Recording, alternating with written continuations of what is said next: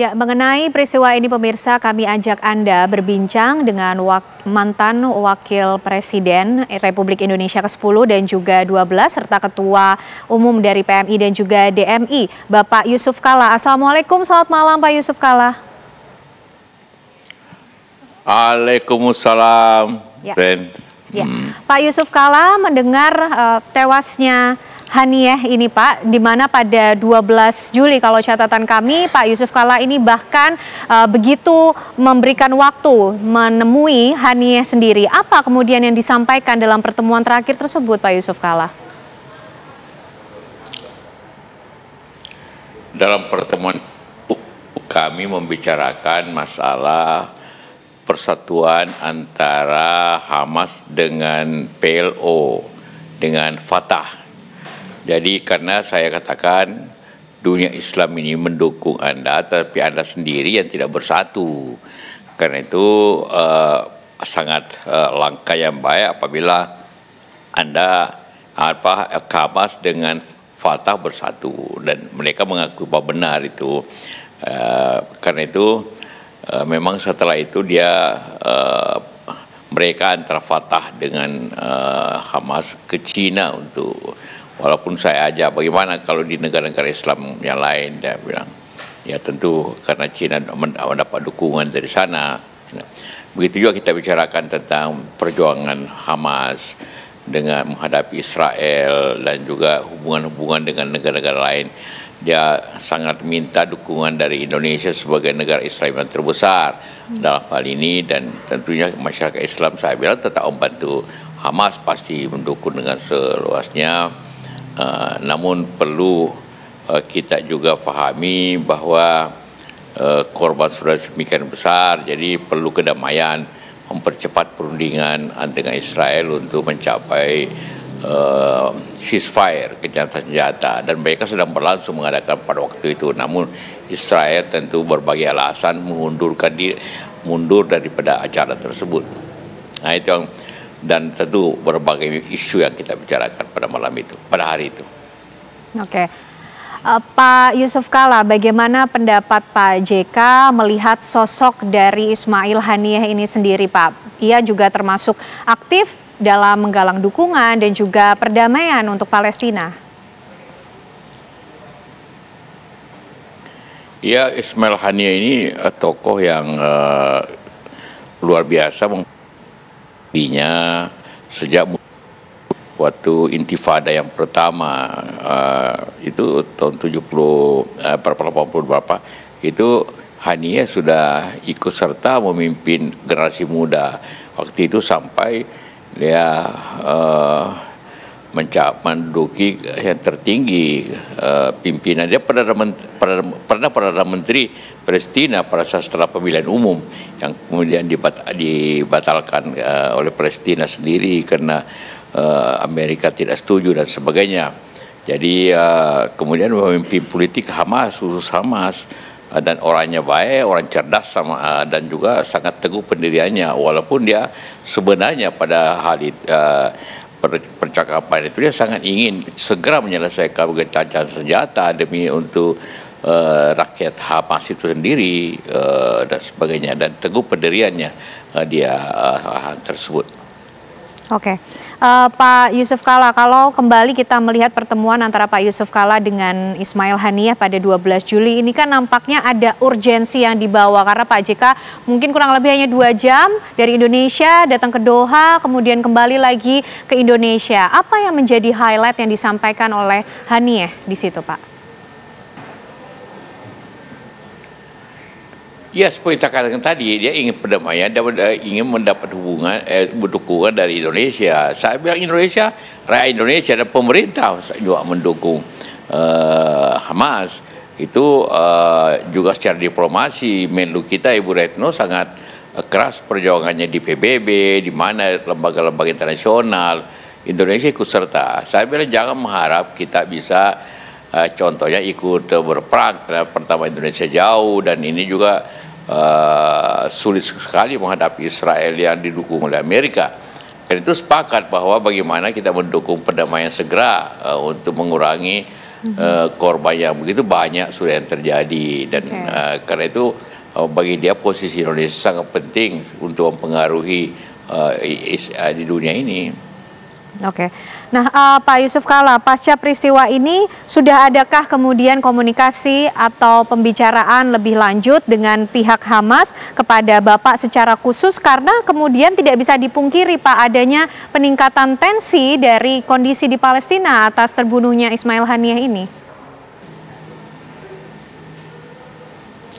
Ya, setelah itu sendiri saya berbicara dengan Pak Presiden waktu sama-sama menjenguk almarhum Hamzah.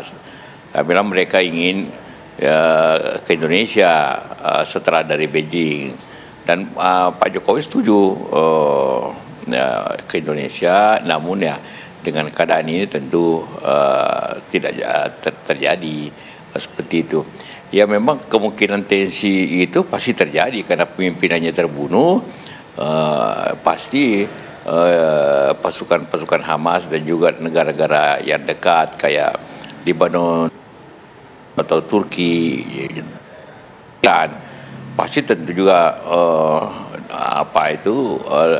lebih kepada mendukung lebih keras lagi ke Hamas karena peristiwa ini, apalagi terjadi di Iran. Dan Iran tentu juga merasa tanggung jawab dia karena dibunuh di negaranya, seperti itu. Jadi kemungkinan tensi makin tinggi di Timur Tengah, bukan itu akan lebih tinggi lagi. Oke, lalu kita juga ingin tahu bagaimana pandangan Pak Yusuf Kalla sebagai umat Muslim dan juga Indonesia tentunya menyikapi atau merespon mengenai terbunuhnya Ismail Haniyeh. Tapi dijawab nanti Pak Yusuf Kalla, usai jeda kami masih akan kembali hadir untuk Anda pemirsa. Masih bersama kami di Apa Kabar Indonesia Malam pemirsa, dan masih membahas mengenai terbunuhnya pimpinan Hamas Ismail Haniyeh. Kami akan ajak Anda kembali berbincang dengan Wakil Presiden ke-10 dan juga 12 serta Ketua PMI dan juga DMI Bapak Yusuf Kalla. Pak Yusuf Kalla, sebagai seorang umat Muslim dan juga tentunya Indonesia, bagaimana kemudian bersikap atas terbunuhnya Ismail Haniyeh? Ya tentu pertama kita berdoakan semoga Ismail Haniyeh diterima amal ibadahnya sebagai syahid oleh Allah Subhanahu wa taala, karena beliau memperjuangkan kemerdekaannya, kebebasannya di sana tentu. Itu yang kita harapkan, dan kita harapkan pertama agar tetap walaupun ini terjadi suatu peningkatan kondisi yang kita tidak tahu arahnya. Ini kan baru hari ini, tentu efeknya mungkin 1-2 hari kita lihat nanti akibatnya apa ini. Bisa lebih keras lagi, atau bisa pun juga Israel merasa ya cukuplah atau apapun jadinya, karena ini juga merupakan korban yang sudah sangat besar dalam sejarah konflik di Palestina ini. Ya. Oke.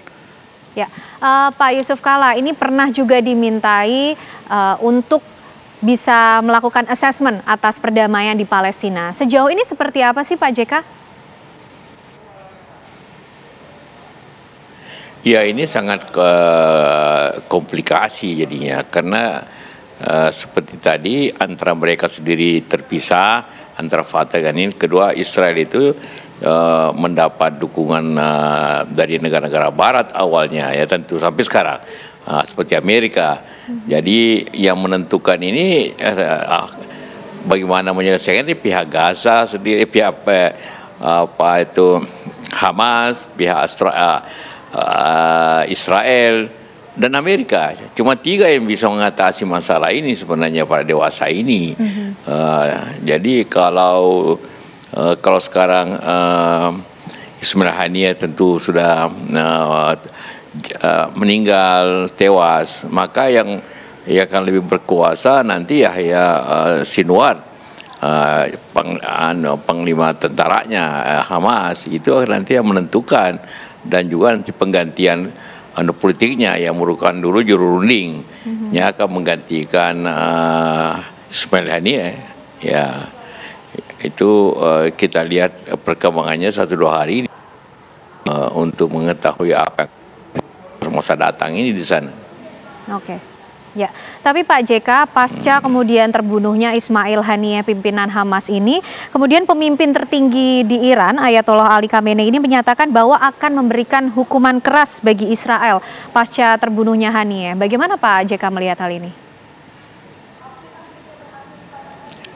Ya itu pasti bisa terjadi seperti yang saya katakan tadi, karena ini terjadinya pembunuhan itu di Iran. Ya Iran tentu merasa bertanggung jawab karena tidak menjaga, tidak memberikan suatu security yang lebih aman bagi Haniyeh di sana. Maka tentu ya dia akan membalas, walaupun juga ini sudah terjadi sebelumnya.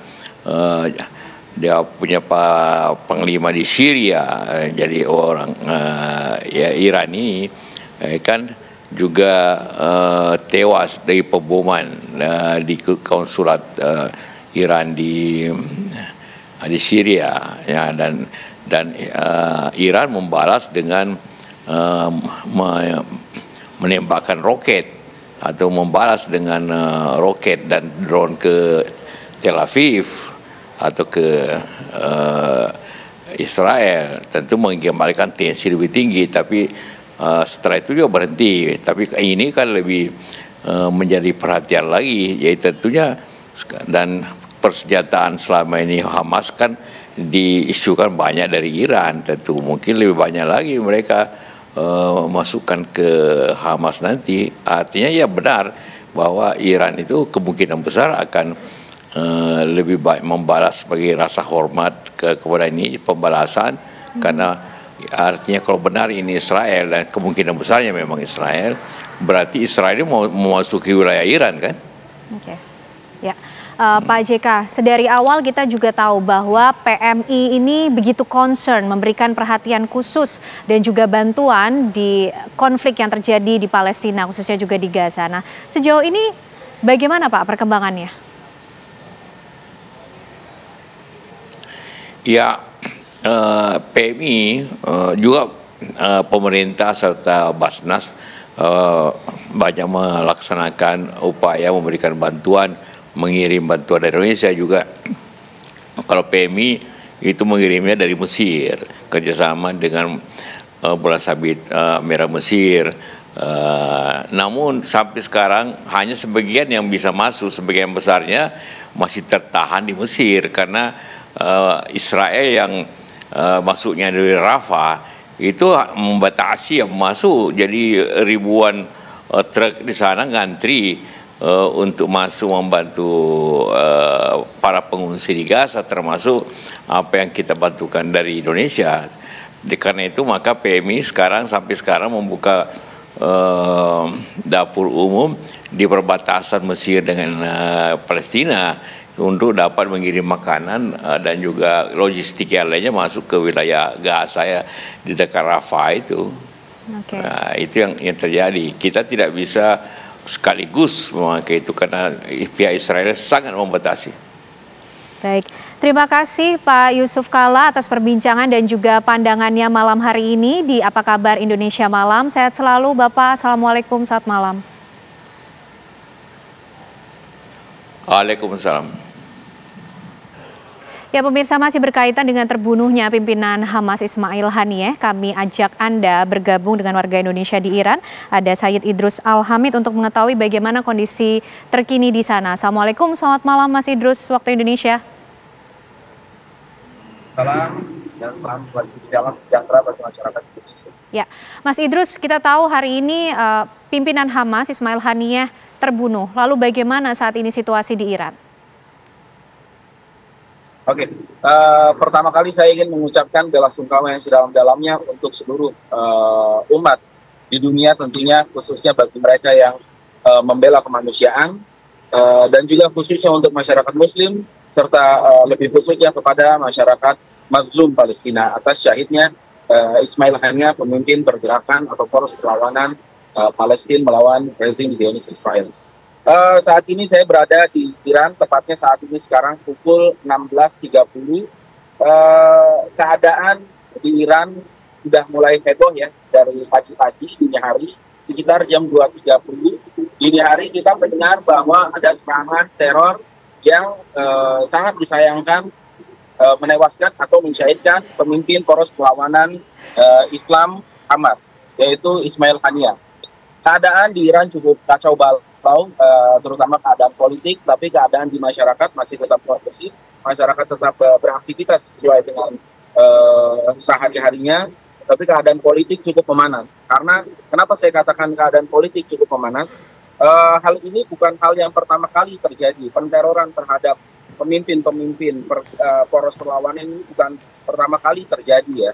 Mungkin sebelumnya sudah pernah terjadi di Suriah, yaitu terbunuhnya atau penteroran pemimpin panglima perang Hizbullah, yaitu Imad Nuklia. Lalu ilmuwan nuklir di Iran, Farakzadeh, dan yang terakhir ini, yang terbaru ini, sebelumnya juga Qasim Sulaimani di Baghdad, dan saat ini Ismail Haniyeh di Teheran, Iran.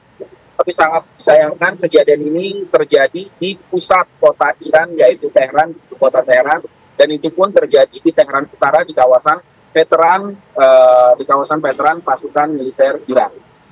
Dan apa yang saya katakan bahwa hal ini cukup memanas karena mungkin kalau kita melihat dari sejarah perlawanan Islam, terutama sejarah perlawanan Islam Iran, negara Iran, rahbar pemimpin tertinggi rahbar Sayyid Ali Khamenei tidak pernah mengeluarkan statement atau pernyataan terkait atau kejadian-kejadian yang secepat setelah kejadian itu terjadi. Tapi syahidnya di Ismail Haniyeh ini, rahbar mengeluarkan statement yang begitu cepat. Beberapa jam setelah kejadian itu terjadi, rahbar mengucapkan bela sungkawa Ismail Haniyeh dan mengucapkan bahwa dia akan membalas, Iran akan membalas terhadap kejadian ini. Baik, terima kasih Said Idrus Al-Hamid atas informasinya, mengabarkan dan menggambarkan bagaimana kondisi terkini di Iran pasca terbunuhnya pimpinan Hamas Ismail Haniyeh di sana. Assalamualaikum.